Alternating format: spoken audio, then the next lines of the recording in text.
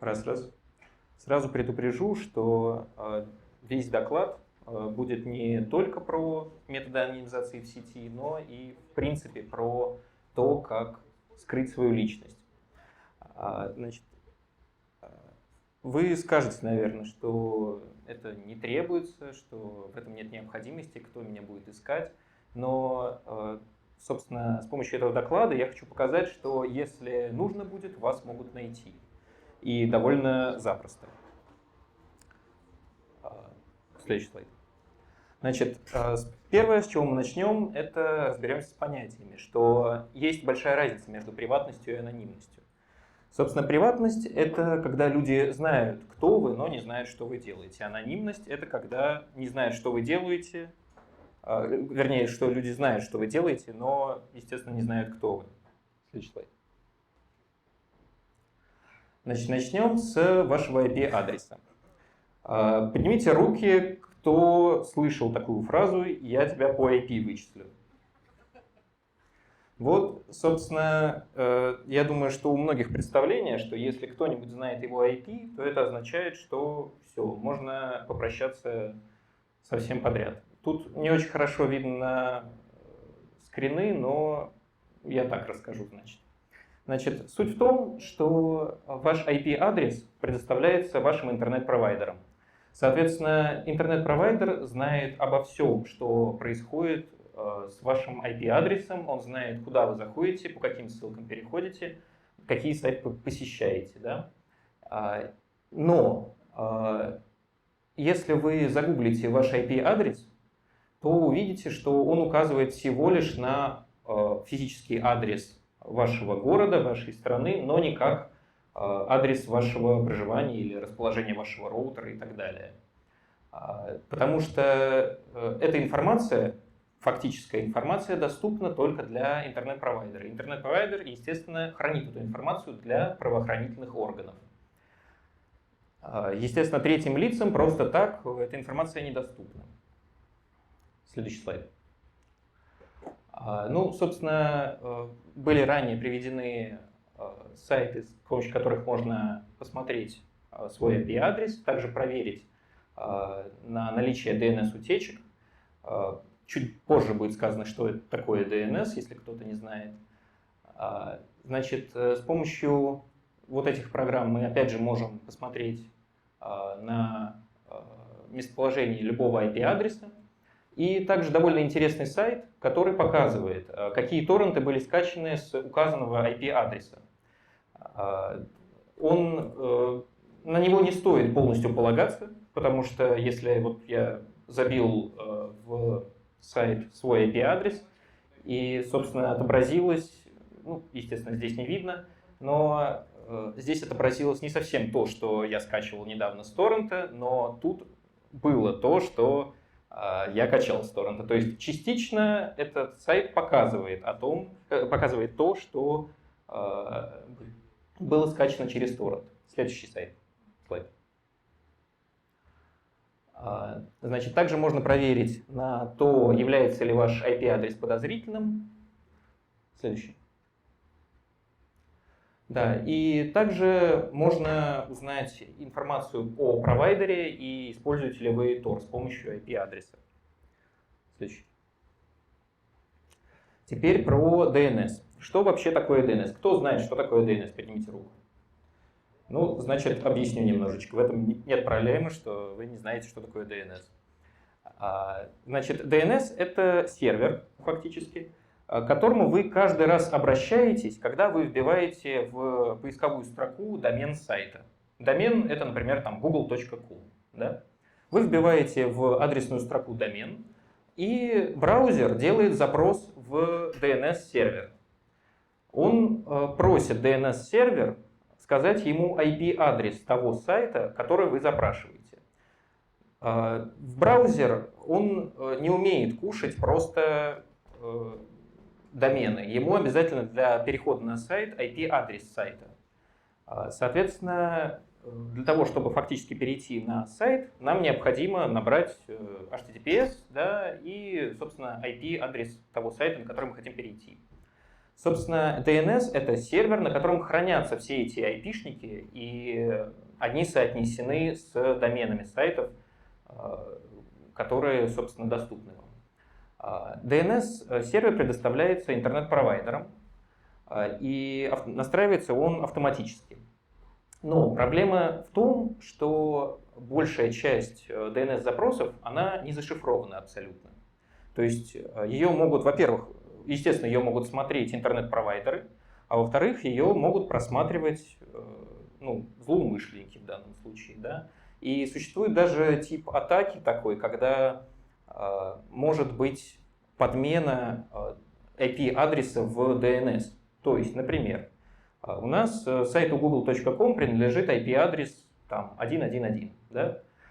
И злоумышленник в DNS меняет этот IP-адрес, и таким образом, если вы вбиваете в поисковую строку google.com, то вы переходите не на тот IP-шник 1.1.1, который, собственно, и есть google.com, а на какой-то сторонний сайт, который, собственно, делается злоумышленником.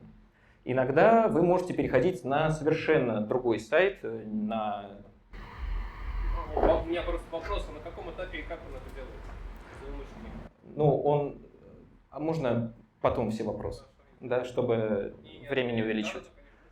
Да, но запомните вопрос. Значит, да. И, собственно, когда мы обращаемся когда мы вбиваем просто домен google.com, то мы переходим на сайт злоумышленника. Ну и, соответственно, там можно вбить свои данные, случайно абсолютно, не зная, что это фишинговый сайт, либо нас может перекинуть на совершенно другой сайт. Может быть, сталкивались с таким, что вы, казалось бы, переходите на один сайт, а вас перекидывает совершенно на другой. Собственно, как с этим бороться? Существует несколько протоколов, которые шифруют трафик. Да, вот тут показаны зелеными стрелочками это зашифрованный трафик, красными не зашифрованный. Соответственно, самый зашифрованный метод — это HTTPS с зашифрованным DNS и ECH, то есть Encrypted Client Hello. Собственно, также есть методы, которые с помощью Cloudflare позволяют зашифровать DNS. Но, естественно, не каждый будет обращаться к Cloudflare за такими услугами, потому что довольно спорный сервис. Ну и также у кого есть опыт в Linux, то можно рассмотреть вариант DNS через HTTPS, через Tor. Да, это по мнению многих статей, это самый действенный метод. Следующий слайд. Да. В прошлом докладе, если вы слышали прошлый доклад, то я многих замучил этими методами, мне придется еще раз немного рассказать об этом. Это, собственно, к сожалению, здесь не видно все то, что может собирать о нас сервис Google, но тут информация огромная, да? То есть тут очень много статистики, геолокация, абсолютно, почти все, что о вас можно собрать, о вас собирает Google. Следующий слайд. Следующий. Да. Значит, когда вы переходите на какой-либо сайт, то этот сайт, естественно, начинает записывать записывать все, что вы делаете, да, естественно, на этом сайте. И в том числе может записывать вашу геолокацию, если вы это позволяете, может записывать ваши движения курсора, может записывать ваши клики, сколько кликов, то, как вы действуете на сайте, куда вы нажимаете, насколько быстро у вас движется мышка, как быстро вы печатаете и так далее. Все это формирует некую личность из вас и как-то вас идентифицирует. На самом деле это довольно уникальная информация, кто есть. При необходимости вас можно идентифицировать за счет этих данных. То есть даже если вы можете, например, поменять устройство, с которого вы выходите в сеть, то за счет всех этих данных можно понять, что это именно вы. Собственно, тут вот есть интересный такой сайт click.click.click, который советую посетить его. Но опять же тут с отображением таких проблем. Советую посетить его, ну, желательно, конечно, с компьютера, потому что, я не знаю, не проверял с телефона. Интересный сайт, который показывает, пишет прямо, что вы делаете на этом сайте. То есть, если вы, например, нажимаете на кнопку, то он пишет, что вы нажали один раз на кнопку. Еще раз нажимаете, еще раз нажимаете, ну, как бы еще раз пишет, да. Также он записывает о том, куда движется ваш курсор, где границы вашего экрана, переходите ли вы на другие вкладки, уходите ли вы из этой страницы или нет. Кроме того, он об этом даже говорит. Ну, то есть, довольно забавный сервис, но он позволяет понять, насколько все плохо в этом плане. Плохо в плане безопасности. Собственно, для того, чтобы этот сервис работал, нужен включенный JavaScript. Но на самом деле и без JavaScript можно записывать все эти данные, но не на этом сайте, конечно. Также существуют компании, которые продают правоохранительным органам продукты для анализа активности в соцсети. Да, вот тут приведен пример mediasonder.com. Следующий слайд. Теперь про криптовалютные транзакции. Многие считают, что переводить криптовалюту это полностью анонимно. На самом деле не совсем так. Почему? Потому что если вы, например, хотите купить криптовалюту, то вы это где будете делать? На какой-то бирже, правильно?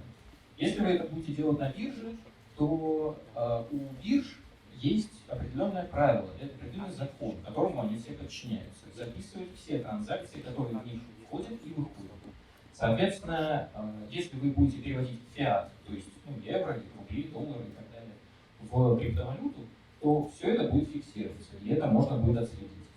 С другой стороны, криптовалюта может быть анонимной, если мы переводим, там, например, с биткоина, да, с одного адреса кошелька на другой кошелек, без перевода в фиатные деньги. Те сервисы, которые предлагают смешивать криптовалюту, тоже довольно сомнительны, потому что они предлагают просто запутывать следы, а не как-то скрывать ваши действия. Я говорю про сервисы, не помню, точно они не знаю, да, миксеры, вот, которые смешивают криптовалюту и, соответственно, просто запутывают следы. Таким образом. Тут показаны сервисы, которые позволяют отслеживать операции с криптовалютами. Да? Вот, опять же, к сожалению, плохо довольно видно. Здесь очень... Тут есть довольно удобный сервис, который визуализирует. Это как раз таки effective.com.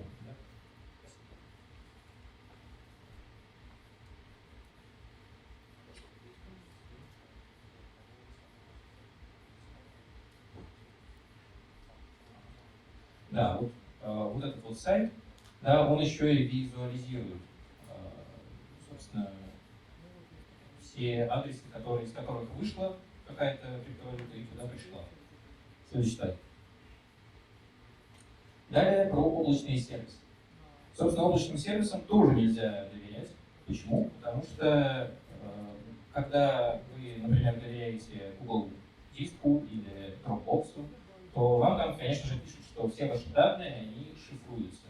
Однако те данные, которые необходимы для восстановления вашей учетной записи, да, вашего диска и так далее, ваших данных, они не могут шифроваться, потому что они нужны для проверки, собственно, для того, чтобы восстановить, да, эти данные. И они не шифруются, они остаются у компаний, которые предлагают свои услуги. И, собственно, даже есть проекты, которые могут помогать злоумышленникам, могут и не злоумышленникам получать доступ и анализировать, собственно, облачные данные. И, собственно, единственный способ, как пользоваться облачными данными, облачными сервисами и обезопасить себя от этого, это шифровать данные самостоятельно. То есть вы как-то шифруете свои данные, закидываете их на облако, и уже можно об этом не париться. Да, теперь про отпечатки вашего браузера. Собственно, я уже о них начал говорить. Это как раз таки те самые метаданные.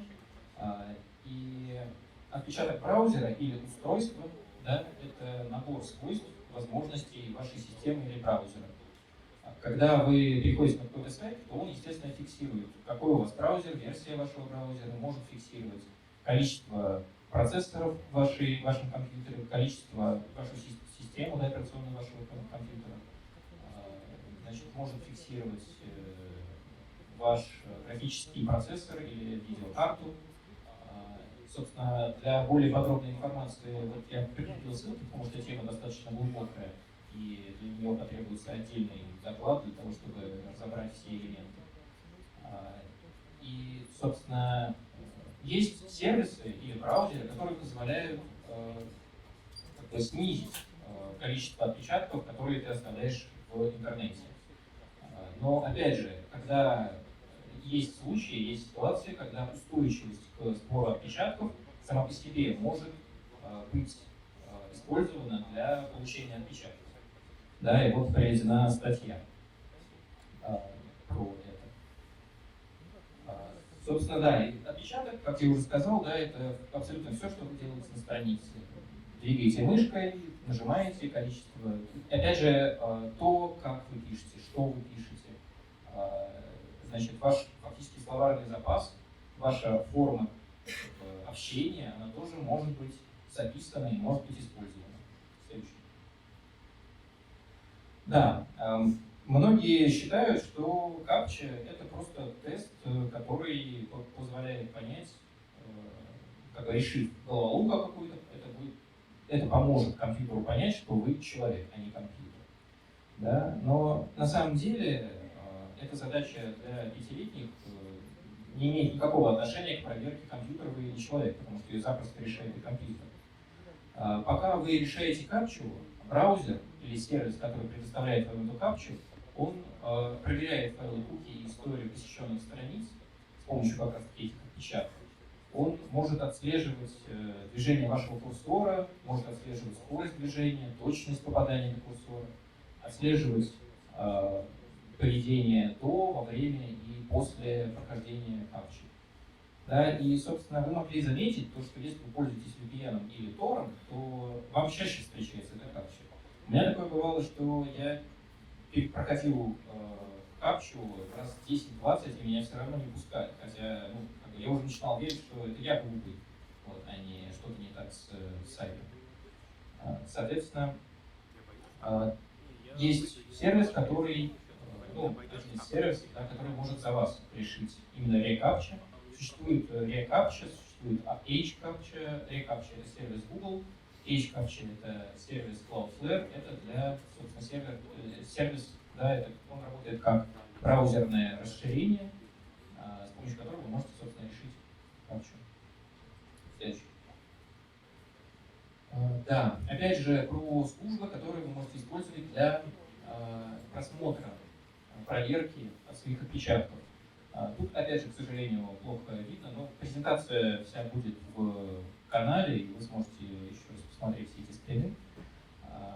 Значит, это служба, да, которая позволяет посмотреть те отпечатки, которые вы оставляете в сети. Также вы можете посмотреть то, насколько вы похожи на остальных пользователей. И вот, как можно заметить, вы совершенно не похожи, я, по крайней мере, совершенно не похож на остальных пользователей интернета. Что это говорит? Это означает, что меня можно идентифицировать по моим действиям в интернете. И фактически можно сопоставить мои действия в интернете и мои действия какие-то, если буду проверять это в реальной жизни.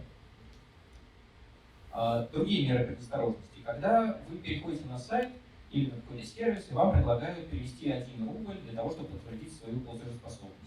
Но, естественно, это метод, опять же, для какой-то деанонимизации вас. Сайт пытается получить дополнительные данные о вас, то есть, например, банковские данные. Да? И также, когда вам предлагают пойти через какую-либо платформу, сайт, опять же, скидывает всю работу по получению данных с себя на какой-то другой сервис, например, Google, Facebook, ВК и так далее. Когда сервис не хочет самостоятельно этим заниматься, самостоятельно собирать данные, он просто берет и перекидывает их из известных сервисов. Да, теперь поговорим про те вещи, которые не связаны с сетью, но, однако, они также они могут быть переплетены с темой анонимизации в сети, очень сильно связаны и, собственно, тоже касаются анонимности. Первое, о чем мне хотелось бы рассказать, это отслеживание движений, которое основано на радиопомехах. Собственно, это технология, которая была разработана, как я понял, Массачусетским институтом. Как вы видите, мы можем отслеживать движение человека за стеной. То есть фактически мы можем видеть людей, как они движутся через стены. За счет чего? Именно как они движутся. За счет чего? За счет радиопомех. Если у нас есть Wi-Fi, да, он дает какой-то электромагнитный сигнал. Этот электромагнитный сигнал мы можем фиксировать датчиками. И, собственно, если человек ходит, то он, естественно, как-то создает какие-то помехи, потому что от него отражается сигнал или поглощается. И таким образом мы можем за счет помех понимать, как движется человек, куда он идет и так далее. Собственно, даже вот в темной комнате, естественно, не важно, потому что электромагнитный сигнал, он как бы невидим абсолютно. И, собственно, мы можем строить вот такие вот скелеты людей и понимать, как они движутся. Следующее. Также за счет устройства, за счет, опять же, радиопомех мы можем считать количество людей в помещении. За счет того, что вот мы отмечаем различных людей, да, и как бы ставим шкалу времени и считаем, когда человек произвел какое-то движение, мы можем рассчитать, сколько людей было в комнате на тот момент. Следующее. Да, опять же, когда ваше лицо, когда вы гуляете просто по парку, например, по какому-то туристическому месту, то вас легко могут сфотографировать случайно абсолютно. Например, туристы, которые фотографируются, делают селфи, вы можете случайно попасть на... Ваше лицо может случайно попасть на эту фотографию. И причем вы не знаете, как бы, когда, при каких, куда будет выложена эта фотография, да, и какие метаданные будут привязаны к ней. Потому что к ней может быть привязана в том числе и геолокация, время, когда была сделана фотография. Да, естественно, ваше лицо и ваше местоположение будет указано у другого, хоть и у другого человека, но в сети. И соцсеть это распознает ваше лицо, и таким образом будет понятно, когда и где вы были, собственно, за счет такого метода. Следующий. Да, и, собственно, как бы очевидно, я думаю, что какой-нибудь Facebook и Google уже знают, где вы находитесь, и, собственно, по следующим причинам. Были случаи, когда пользователи обнаруживали себя в Facebook, зарегистрированы в Facebook, когда они там не регистрировались. Собственно, собственно, почему? Потому что Facebook сам создавал профиль этого человека, да, и естественно, не спрашивая этого человека. Также мы можем, также Facebook может знать, Facebook или Google знать о нашем существовании за счет того, что другие люди отмечают нас на фотографиях или вообще как-то мы попадаем в сеть на чужих фотографиях. То есть как только мы там фотографируемся на чем-то дне рождения, эта фотография выливается в сеть, то, естественно, Google может увидеть, с кем мы знакомы, или собственно, Facebook может знать, с кем мы знакомы, с кем мы общаемся, куда мы ходим и так далее. И также, потому что, собственно, люди могут отмечать, да, и, собственно, также о нас Google или Facebook может говорить телефонная книга контактов, которые делятся каждый пользователь. То есть, если пользователь делится своей телефонной книгой, то, естественно, в сеть выливаются привязанные к номерам фамилии, имя, отчество. Следующее. Да. Теперь про распознавание походки и внешности.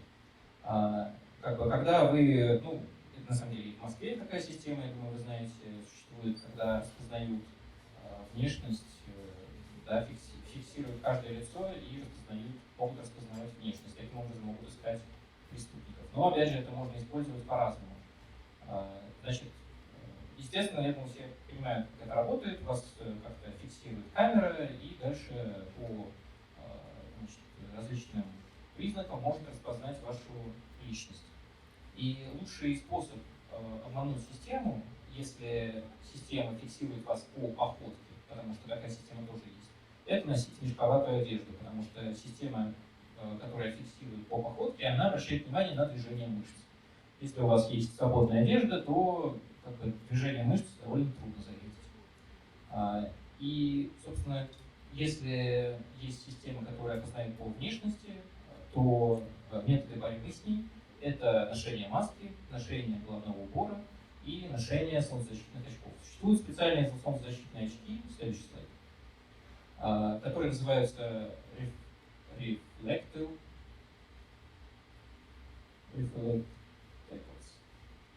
Вот так. Значит, да, вот они показаны вот на этом скрине. Там есть сайт, да. Ну, стоит им, конечно, дороговато, но сейчас вряд ли их можно купить. Но я думаю, что если понять, как они работают, то это нетрудно сделать и самому. Потому что, собственно, что из себя представляют очки, это всего лишь оправу, которая сделана из материала, который отражает инфракрасный свет. Или, ну, таким образом она как бы создает шум на фотографии. Вот можно заметить, что видит камера, когда вы в этих очках. Также, если у вас есть 3D принтер, можете попробовать изменить свою походку. Это разработанные утяжелители, да, которые позволяют, утяжелители, я так понимаю, на обувь, которые позволяют изменить вашу походку за счет смещения центра тяжести. Естественно, носить такие постоянно нельзя, потому что у вас здоровье испортится. Но как бы, если вам очень нужно скрыться, то это один из методов. Да? Также поговорим про ИМИ и МСИ, и номер телефона. Собственно, ИМИ, я думаю, когда-нибудь слышали такое слово, как бы, у всех телефонов есть свой идентификатор. Есть некий код, с помощью которого можно их опознать. МСИ – это номер, который записывается в вашу сим-карту.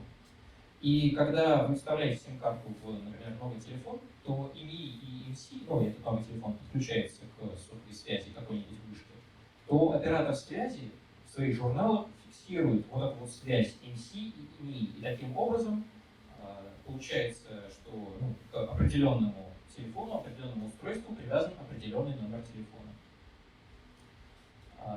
Собственно, ну, естественно, сотовые операторы хранят все эти данные. Если что, их можно будет тут достать и использовать. И опять же, кроме того, что хранить данные о связке этих двух факторов, операторы также хранят мощность сигнала и те, собственно, антенны, те вышки, которые фиксируют этот сигнал. То есть, таким образом, с помощью триангуляции можно определить примерное, но местоположение того устройства, которое подключено к этим вышкам. Да, ну и, соответственно, да, если вы, например, хотите покупать новый телефон, да, который будет для вас анонимным, то, естественно, для того, чтобы его купить, нужно оставить свой старый телефон, который с симкой, нужно оставить где-нибудь в стороне, потому что иначе вашу покупку ее можно легко будет отследить. Да? То есть, смысл, да, ну, это вот про третий пункт. И также у нас существуют такие устройства, как Stingray и Nixel. Это такие переносные базовые станции, которые могут перехватывать сигнал и получать доступ к, собственно, данным, которые, ну, фактически пропускать через себя сигнал и пропускать и получать доступ к данным, которые передаются. Фактически эти устройства, они совершают атаку man in the middle. Ну, возможно, кто-то слышал про нее, только эта атака обычно используется в случаях Wi-Fi, да, сети. В этом случае это для сотовой связи. То есть это MC-кетчер, да? В готовой сборке уже. Да, теперь про устройство с поддержкой технологии RFID. Да, это Что такое RFID? Это радиочастотная метка. Да, она используется, ну, вот, собственно, показано, в каких технологиях она используется. Собственно, мы все носим эти метки. И каким образом это можно отслеживать, спросите вы. Следующий слайд. Существуют антенны, которые могут фиксировать эти метки на расстоянии до 15 метров. То есть такая антенна может быть тайно размещена где-то и, опять же, как бы фиксировать все метки, которые проходят мимо нее. И таким образом как-то идентифицировать. Естественно, это не даст никакой информации конкретно о вашей личности. Но это может помочь в некотором плане определить, что вы делали где, по каким-то другим данным. То есть это еще одно подтверждение может быть. Это может быть еще одно подтверждение, что вы были в каком-то месте в какой-то момент. Да? Существуют, опять же, способы защитить архив метки от электромагнитных волн. Это специальные такие вот чехольчики, тут опять же не видно, которые позволяют защитить ваши карты или устройства от воздействия электромагнитных волн. Но как бы самый простой метод, конечно же, вы можете завернуть в фольгу какую-нибудь карту, да, и так с ней ходить. Но, естественно, это не очень удобно. Следующий. Теперь давайте поговорим про как раз создание анонимной личности. Значит, что для этого нужно? Для этого, во-первых, нужно понимать, от чего вы будете прятаться. Потому что если не понимать это, то не очень понятно, какие вы методы будете использовать. Как бы, все сразу невозможно. Да? Нужно понимать, от чего будете скрываться. Второе – это то, что для создания этой личности, чтобы сделать ее максимально анонимной, нужно находиться в безопасном месте, без наличия камер видеонаблюдения и без смартфона, естественно. И, собственно, анонимный номер телефона. Зачем анонимный номер телефона? Для регистрации на сервисе. Да? Все-таки вы создаете анонимную личность, которая будет пользоваться интернетом так же, как и вы. Да? И, собственно, для этого нужен анонимный номер телефона, который ни к чему не привязан. И, собственно, должна быть продумана полная легенда вашего персонажа. Вот здесь представлены все элементы, которые должны быть полностью продуманы, должны быть логичны, должны быть последовательны. Естественно, когда вы будете вести вот эту свою тайную жизнь от новой личности, то эта жизнь должна быть полностью другой. Следует анализировать изначально свои повадки в интернете, то, как вы печатаете, насколько быстро, то, какие слова вы используете, то, какие обороты вы используете, например, на какие сайты заходите, куда обычно тыкаете на каком-либо сайте. Да? Все это нужно понимать и действовать совершенно по-другому. Иначе этот самый отпечаток будет замечен, и вы будете как-то деанонимизированы в этом плане. Да, но есть, опять же, некоторые условия, да, некоторые заметки, которые стоит тоже соблюдать. Первое – это то, что заметки почему стоит соблюдать, потому что социальные сети могут видеть в вас подозрительное лицо. И, собственно, в каких случаях это происходит? Когда у вас IP-адрес не совпадает с страной, которую вы указали. Когда возраст, например, может не соответствовать возрасту на фото, когда национальность не соответствует национальности на фото и так далее. Ну, собственно, вы можете сами все прочитать. Да? Все эти элементы, они указывают на какие-то несостыковки, к которым можно как-то придраться и обратить на них внимание. Со стороны социальной сети или каких-то сервисов. Следующий. Да, собственно, при создании новых личностей также может использоваться deepfake. Технология deepfake, да, вот тут есть Faces Swap, которую вы можете использовать для того, чтобы подменить свое лицо каким-то другим. Если, например, сервис требует от вас лицо в режиме реального времени, то вы можете это сделать с помощью программы Deep Face Live, которая позволяет прямо из камеры это делать.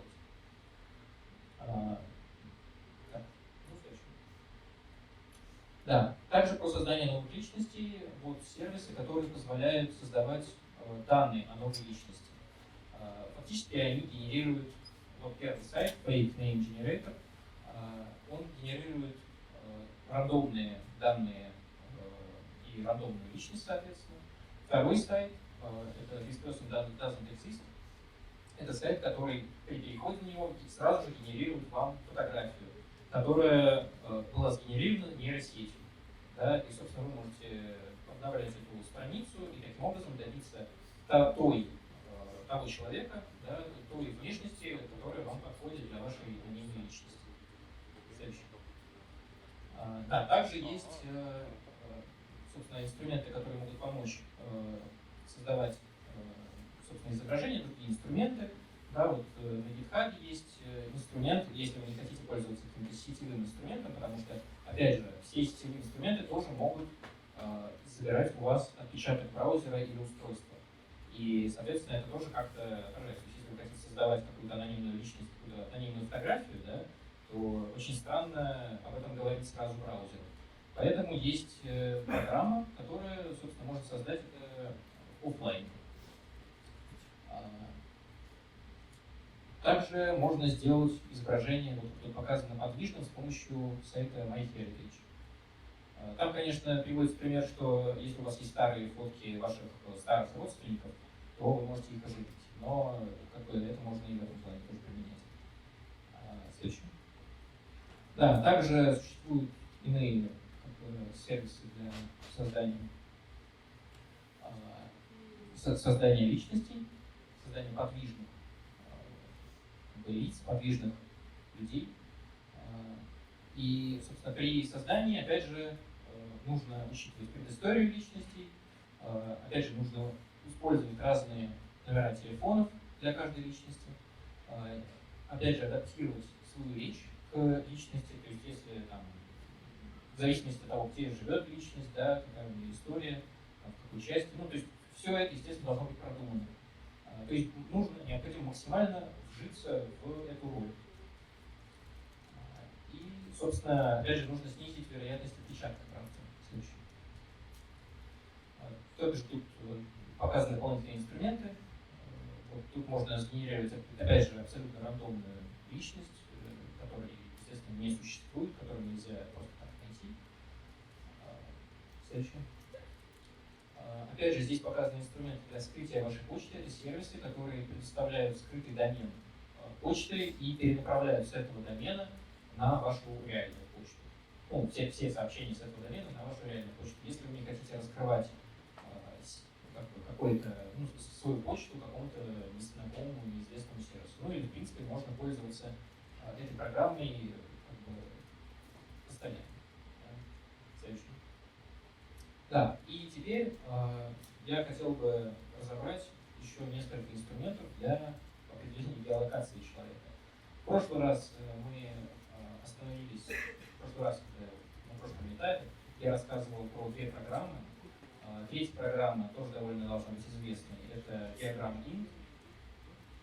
Следующий. Но, собственно, я решил попробовать установить, да, программу.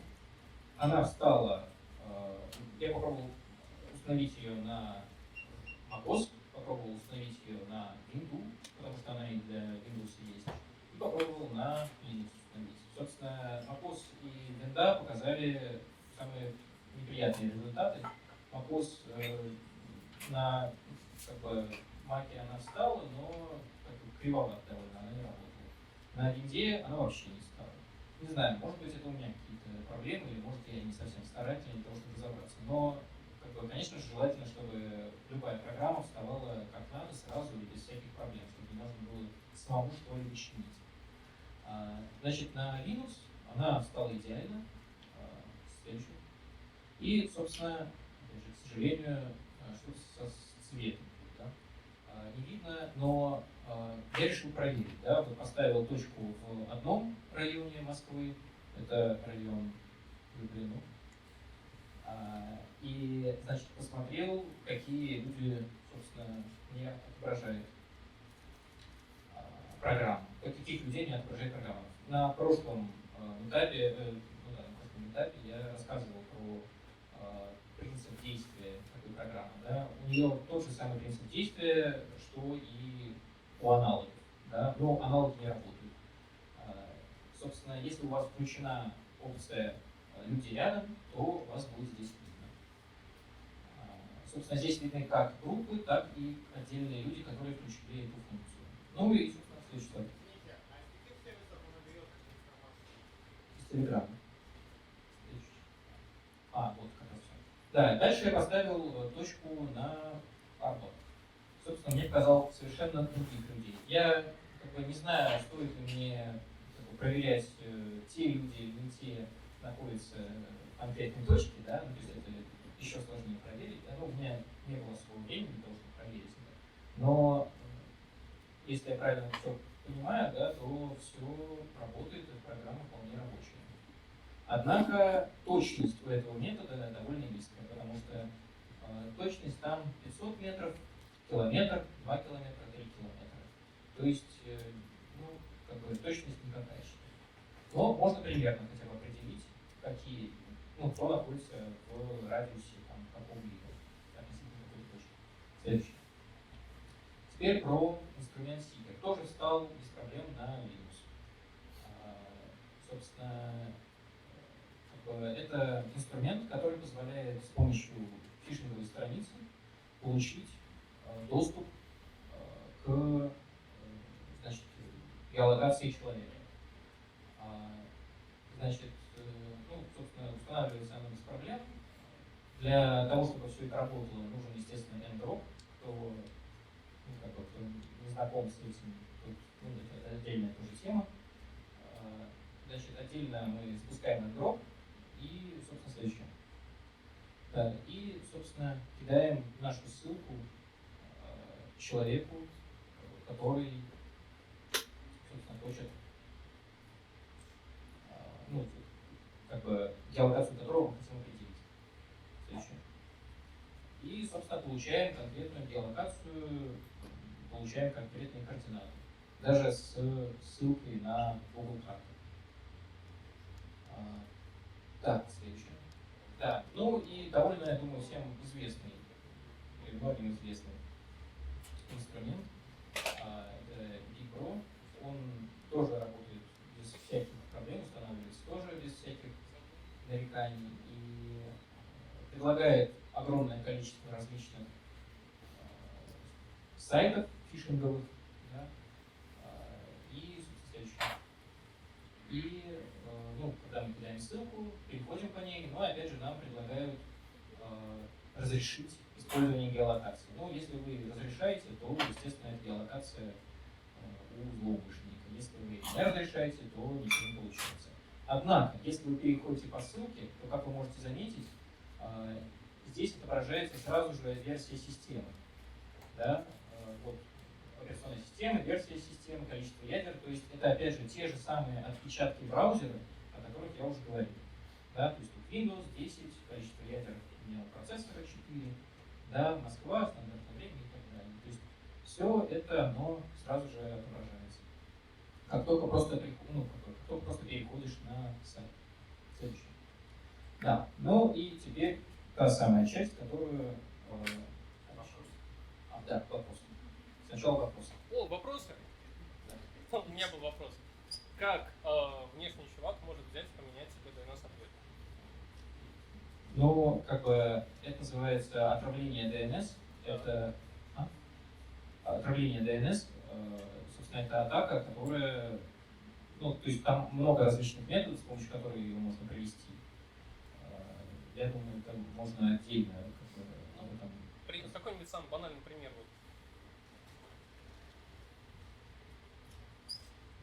Кроме подмены IP-адреса DNS-сервера.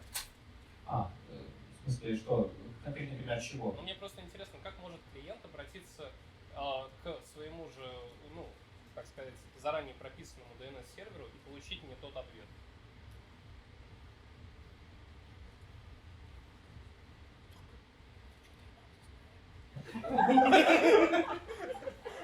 Ладно, дико извиняюсь, там на первых слайдах там была как раз описана такая атака, когда подменяется DNS-ответ, вместо одной пишки на резолв одного домена выдается другая.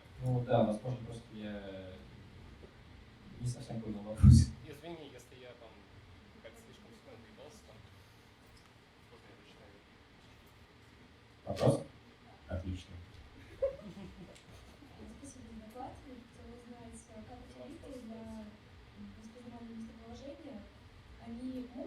означает, что человек использует fake GPS location, ну, какую-то программу, которая поменяет твое местоположение. Они могут распознать, что человек использует fake GPS location. Ну, да, эти программы могут распознать, но тогда они просто распознают, ну, нет, распознают, если человек использует фейковую геолокацию, то, естественно, злоумышленник не поймет, где человек в реальности находится. Да? Как бы он увидит просто эту самую фейковую геолокацию.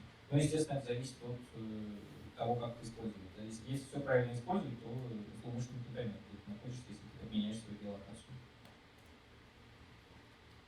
Там еще вопрос в зале.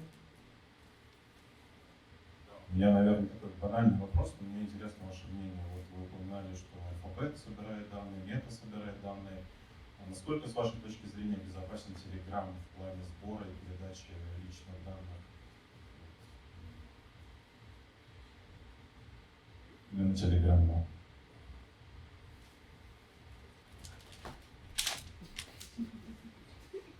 Ну, Telegram на самом деле, ну, как нам уже недавно сказали, да, и как мы, я думаю, многие знали, что Telegram, естественно, он не безопасен абсолютно.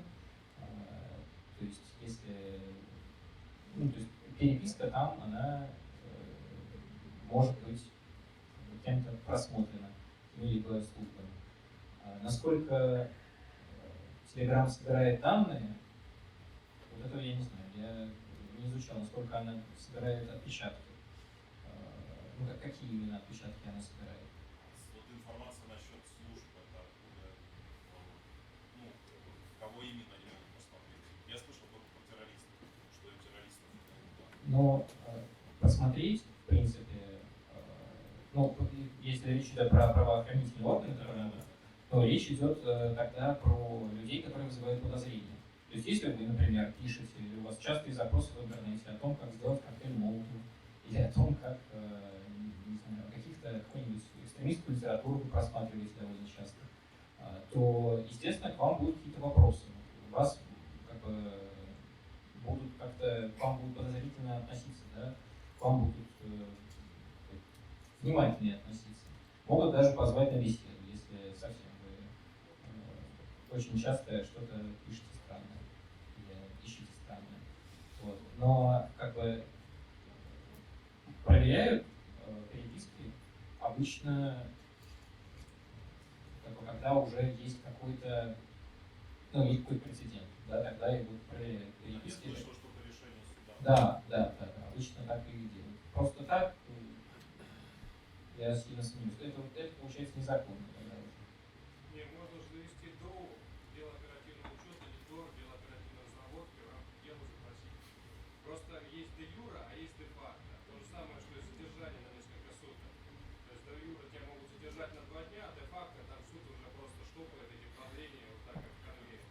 То же самое с телеграммом. Эх, как жалко, что на трансляции все это не услышали. Блин. Ну, Давайте в следующий раз руки поднимать, и мы будем микрофончики передавать. Может продублировать микрофон? Материал интересный. Да. А мы есть. Мальчики, пожалуй. Ну, вообще запросить могут в рамках ДОУ или ДОРа, то есть дело оперативного учета или дело оперативной разработки. Для того, чтобы завести эти материалы, достаточно получить информацию от конфидента, ну, то есть от стукача, либо из открытых источников. То есть, если есть какие-нибудь подозрительные аккаунты, вот правильно упомянул по поводу терроризма, экстремизма или подрыва конституционного строя, то есть мы знаем, да, чем Луганка занимается, в защите как раз конституционного строя, прав и свобод граждан. И вот если есть подозрения, а под эти подозрения де юра можно подвести что угодно, плохой комментарий про президента уже будет являться основанием, что человек пытается подорвать государственный строй. Поэтому, если будет надо, просмотрят. Но настолько много работы и настолько мало сотрудников, в том же самом ЦИБе и в других подразделениях наших, там, управления например, и так далее, что этим просто не занимаются. Поэтому, если вы не собираетесь подорвать государственный строй там, или революцию создать, то тогда это никому не надо. А у меня вопрос к вопросчику. У меня правильно сложилось впечатление, то, что у судебной системы есть некая API, куда можно обратиться за судебным постановлением. В связи с служебной необходимостью, в общем, да. Да, Так, то есть еще раньше вопрос. особо тяжкий преступник, он представил, Надо? У нас просто вот такая система.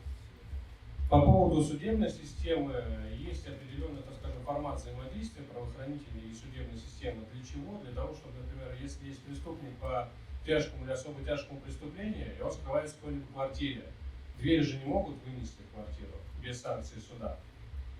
Но следователь выносит свое постановление, отправляя его в суд, уже идет выносить дверь, а суд этим же днем делает подпис это постановление. То есть де-факто он работает таким образом. Ну вот я думаю, что они, наверное, настолько часто обращаются в суд, что, наверное, Конечно, уже сделали собственное API, которое просто автоматом отвечает. Да, одна система работает.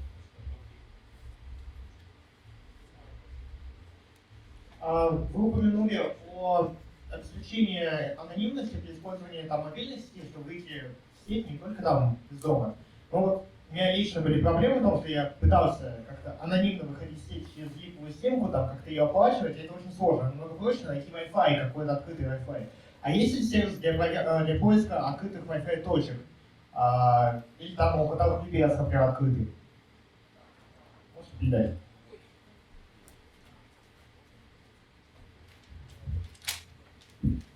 Да, насколько мне известно, есть сервис, это приложение для смартфонов, Wi-Fi Map называется, Wi-Fi Map. Да, там, собственно, показаны, ну, это как бы open source, я так понимаю, приложение, куда добавляют энтузиасты точки, точки подключения, да, и пароли к ним. Вот, собственно, туда можно добавлять какие-то собственные точки, и, собственно, пароли тоже можно добавлять. Так, еще один, извини, до тебя еще один был вопрос. Мы сейчас микрофон передадим. Ну ладно. Здравствуйте, спасибо за лекцию. Было 3 вопроса, практически запомнил только 2. Подскажите, пожалуйста, существует ли надежный сервис, который позволяет купить виртуальный номер? Есть ли примеры у вас?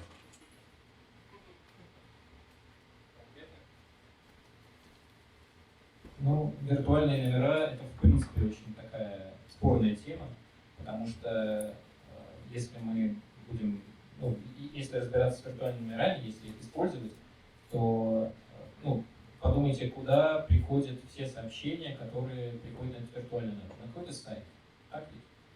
Вот. Этот сайт, естественно, его кто-то администрирует, им кто-то владеет. Соответственно, тот, кто владеет, тот может и, собственно, так же, как и все остальные сервисы, да, так же, как Google, который нам клянется, что он шифрует все и никак не применяет все это. На самом деле он применяет только в маркетинговых целях, да, неизвестно, что потом с этим будет. Вот также и этот сайт может продавать эти данные, сливать данные, или же открывать их по запросу правоохранительных органов. Собственно, именно поэтому использование виртуального номера тоже довольно спорная вещь. Потому что если его еще и оплачивать, то это получается закидывать туда деньги с какой-то карты, да, с какого-то банковского счета. Если оплачивать с помощью биткоинов, то опять же эти биткоины должны быть откуда-то куплены. Куплены откуда? Ну, через биржу. Я про биржу уже говорил. Вот. И, соответственно, все эти ходы, они теоретически могут быть простроены, если это будет очень нужно. От себя еще добавлю то, что вообще такие фермы номеров, и, то есть берут, прям заказывают прям пачками вот эти вот сим-карты и раздают в основном чисто под какие-нибудь сервисы. То есть, допустим, тебе надо зарегистрироваться в Гугле на либо новый номер, ты берешь, выбираешь там какую-нибудь левую симку и регаешь на нее Google, но остальные вот эти вот профили, они будут открыты для всех остальных. И каким-то образом вот эти вот крупные сервисы, они мониторят такие номера и не позволяют регистрироваться на них. Я не знаю, как это работает, но, в общем, не всегда можно воспользоваться. Да. И второй вопрос, он касается Тора. Скажите, пожалуйста, есть ли где-то сервис, который проверяет надежность выходной ноды у Тора, потому что мы же подключаемся и обычно не видим, откуда выходим. Вопрос понятен? А в чем надежность, если они все в открытом доступе к списочкам? Извиняюсь. Ну, собственно, как бы выходные... в принципе, это именно сервисы я вот не знаю, не смотрел. Но, как бы, я думаю, что это Google, я думаю, знает легко ответ. Не трудно найти. Так. Насчет отпечатков, это довольно интересно все, и понятно, что условно у правоохранительных органов есть гигантские возможности. Но опять же, два вопроса будут вместе. Во-первых, всегда огромная пропасть между возможностями и тем, что реально делается. Поэтому есть какой-нибудь пример практики, случай по реальному использованию не то что всего набора и не на уровне слухов, что мы знаем, что они делают так, они делают так в этих случаях. А реально какой-нибудь случай, кейс, практика по вот этим вопросам, в смысле, по использованию методом. И второй момент. Есть ли какая-то возможность использовать обычному пользователю каким-то образом поработать со всеми этими, не то что отпечатками, паттернами, которые оставляют пользователь в сети при работе за компьютером. Не в полном спектре возможностей, конечно, но хотя бы что-то, хотя бы частично.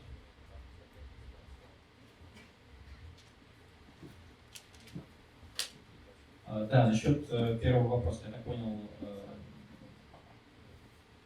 О чем он еще раз? Я задумался просто. Случай какого-то конкретного использования вот этих методов практики.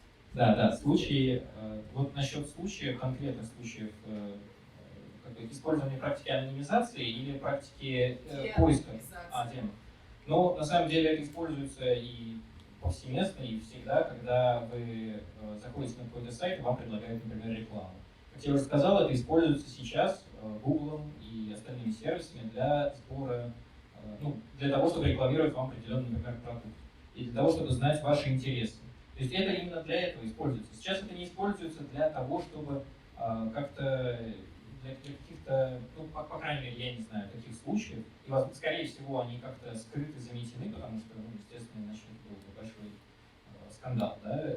Если бы они использовались конкретно для того, чтобы искать людей конкретных. Да? Однако в Facebook, в Twitter и прочие соцсети могут делать запросы правоохранительные органы, в данном случае США, да?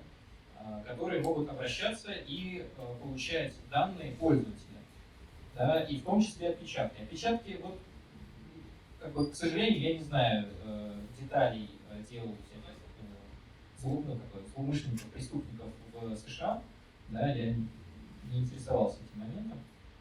Поэтому в основном это используется, как я уже сказал, для маркетинговых целей.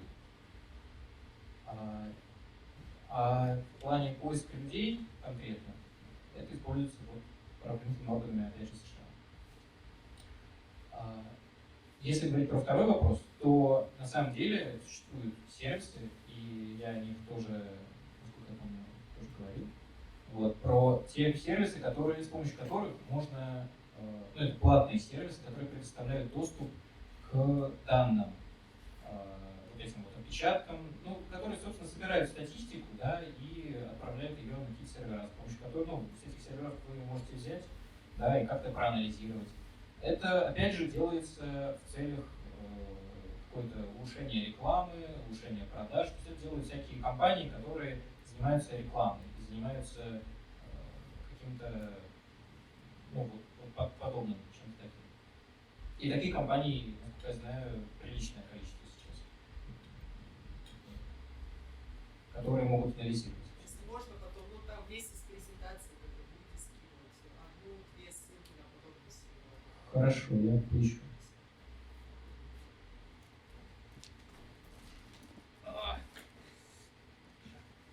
Спасибо за доклад.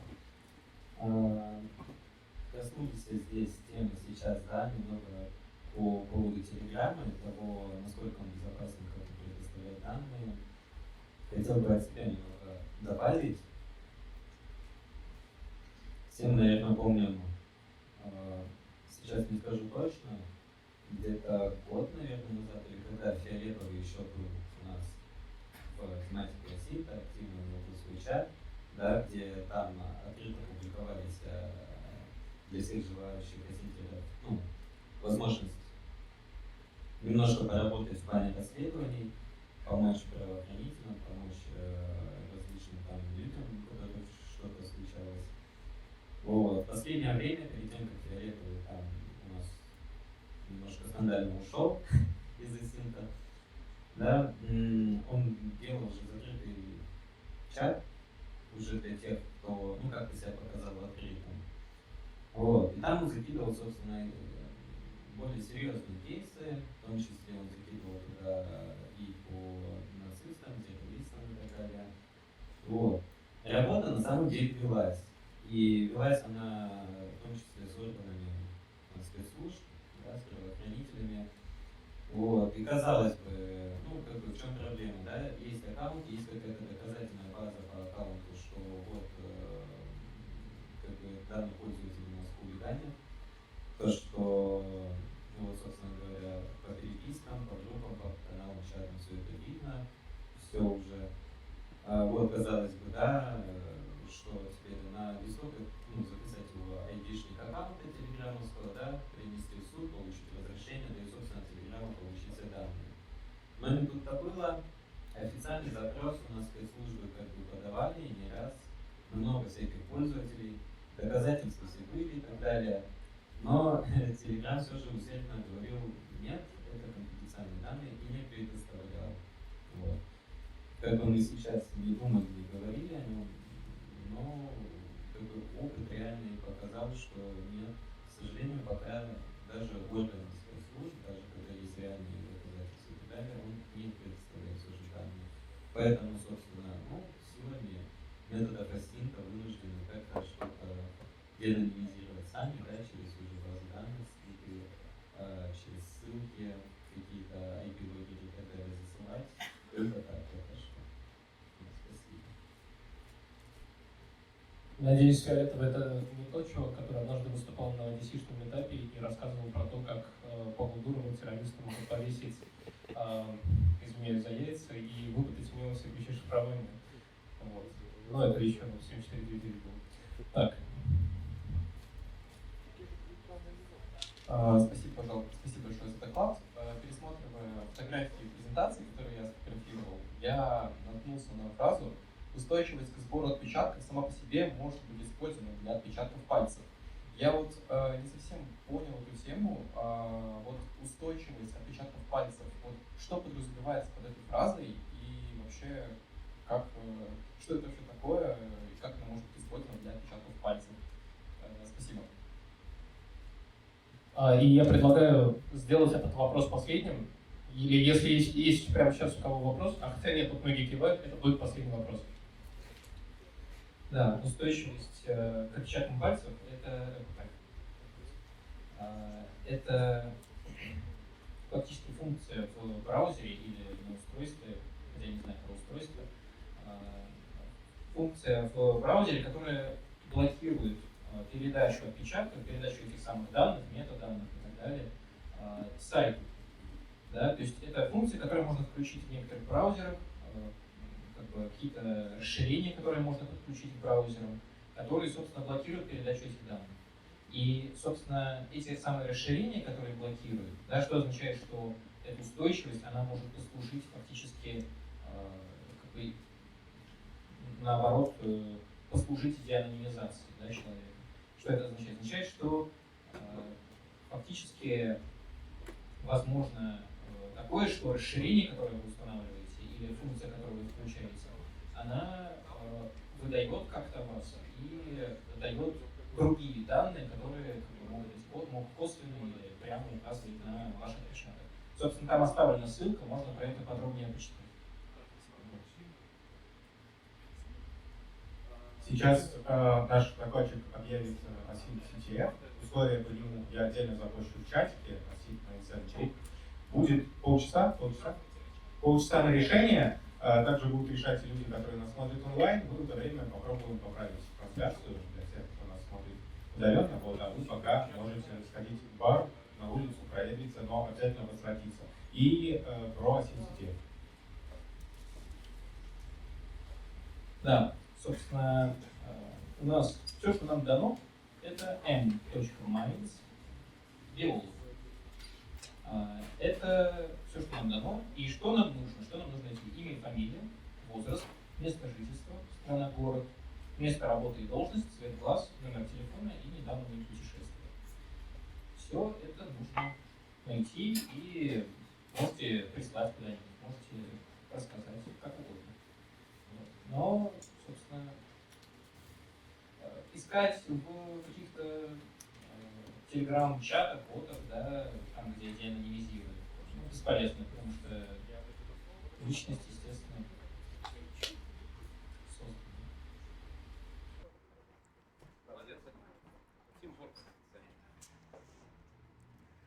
Итак, настали 5 вечера, мы продолжаем.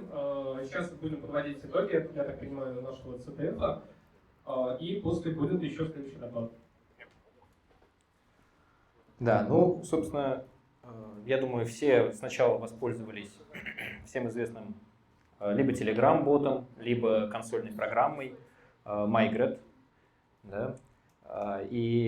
Но, я так понимаю, все разное вбивали туда. Кто туда что вбивал. Вот я видел вариант, вбивали... А можно предыдущий слайд? Что-то это не совсем предыдущий слайд. Что-то поменяли слайды. А можно тот, где задание для CTF? А у нас работает кликер, прикинь? Да, там такого слайда нет. В смысле такого слайда нет? Как это такого слайда нет? А можно слайд с заданиями CTF?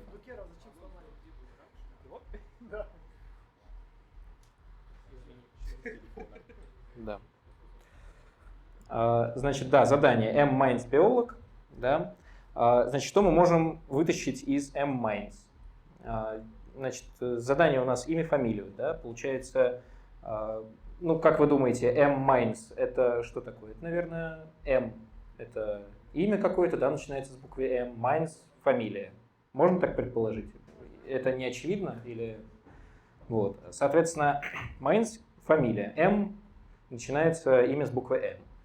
Ну, давайте, соответственно, попробуем ник поискать разными способами. Можно M, ну, маленькими латинскими буквами, M-Minds или Minds-M, да, без всяких точек, без всяких... Можно с точками попробовать, да, и попробовать поискать среди этих данных каких-то людей какие-то интересные страницы.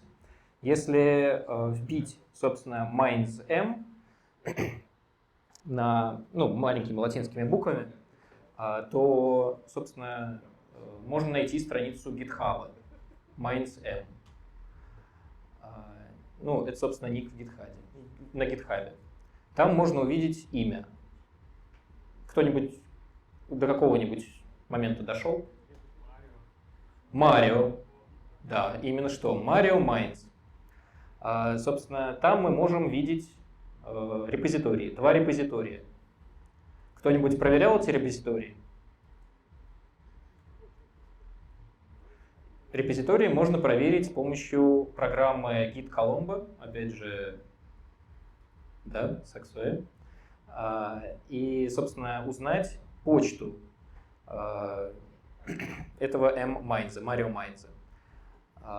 Как бы, если мы проверим первый репозиторий, то мы почту не получим. Если мы проверим второй репозиторий, то почту получим, потому что первый репозиторий был создан при других условиях. В чем логика? Нам сказано, что он биолог, и ты заходишь на GitHub, типа если поискать в Твиттере, там тоже будет M-Minds, и он там какой-то software developer, и ты думаешь, Простите. в чем смысл, если нам дано, что он биолог, ковыряться в GitHub, ну, типа, ты видишь GitHub, очевидно, что GitHub, он, наверное, биолог, ну, какая связь в этом, короче? В чем тут логика? А биологи не пользуются GitHub? Хз. Ну, типа, какой смысл в этом? Это же не очевидно, это супер не очевидно. Учитывая, что этого человека, очевидно, наверное, делать для тасков на оси, но если он биолог, там, ну, вот у Саксоя был таск, где нам надо было найти чувака, но он как бы программистом был, если я правильно помню. Вот.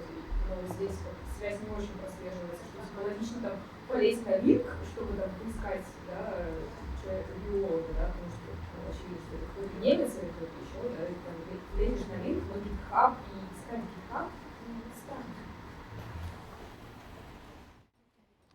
Ну, естественно, можно проверять несколько как бы, позиций, несколько ников, да, как я уже сказал, можно M-Minds, можно Minds-M, можно с точками это сделать, и проверять все варианты, которые нам предлагает в итоге бот. То есть он, кроме, я почему сказал именно про этот вариант, потому что кроме того, что нам предлагает GitHub, там еще есть в предложениях сайт iNaturalist, который, собственно, является сборником, собственно, биологов. Это сайт для, собственно, биологов, которые фотографируют всякие цветочки, всякие букашки, деревья и так далее в разных частях света для того, чтобы публиковать их, для того, чтобы формировать некую карту с флорой и фауной. Ну и, собственно, по этому можно предположить хотя бы, что это наш клиент. Потому что и, ну, это случай, когда у нас есть и iNaturalist, и есть GitHub. Вот. Да, и, собственно, что на iNaturalist, что и на GitHub у нас указан Mario Minds. На GitHub у нас указан тоже Mario Minds. И на iNaturalist указана также ссылка на ВКонтакте и, собственно, должность и ученая степень Mario Minds. С GitHub мы получаем почту, и эту почту мы далее применяем, можем по ней, собственно, найти две последние цифры номера телефона. Простите, мне больно стало. Просто на миг. Не болей. Как можно помочь? А в чем вопрос? Честно говоря, я не вижу никакой логической связи между тремя последними цифрами и номерами телефона. В почте три последние цифры обычно вбиваются от балды. Не-не-не, я не про это. Я про то, что с помощью почты мы можем выяснить последние две цифры номера телефона с помощью сервиса, например... Все, я понял, извини, да. Я думал, что сами цифры есть... Не-не-не, ни в коем... Не-не-не-не. Вот не больно ты и стал, да? Нет, мы получаем последние две цифры номера телефона. В его ВКонтакте у нас указана, собственно, тоже часть номера телефона, опять же, только часть. И дальше нам остается только гадать, подбирать определенные цифры в номере телефона, чтобы, собственно, в итоге получить номер телефона, который мы можем найти в Телеграме. Да, в Телеграме у нас у этого персонажа имя Марио. Да, соответственно, это нам указывает на этого человека. Что нам говорит о том, что человек, которого мы нашли на iNaturalist, человек, которого мы нашли, то есть какие-то еще признаки, да, что это тот самый человек, что какие-то аккаунты связаны друг с другом. Значит, признаков то, что у нас может быть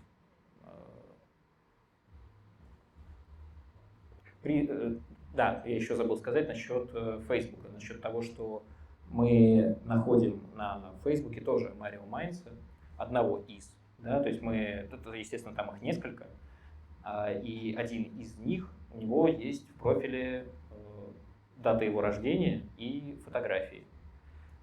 Собственно, эти фотографии, аналогичные фотографии из тех же мест, они есть в профиле ВКонтакте. Собственно, таким образом мы связываем, что это один и тот же человек.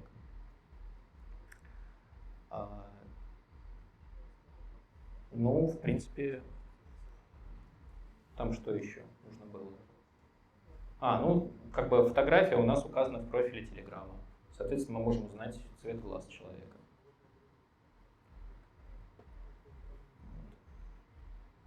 Вероятно, если всю эту схему представить в письменном виде, будет менее запутанная и менее притянутая.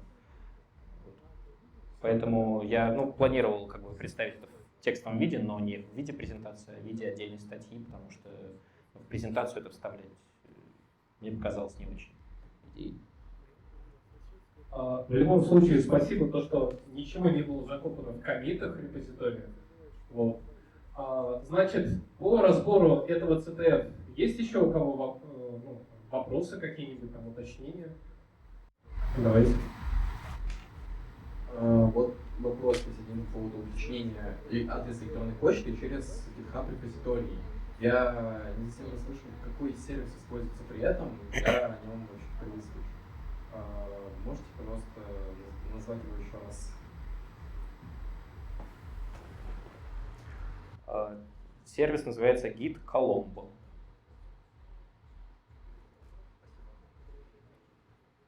Еще вопросы?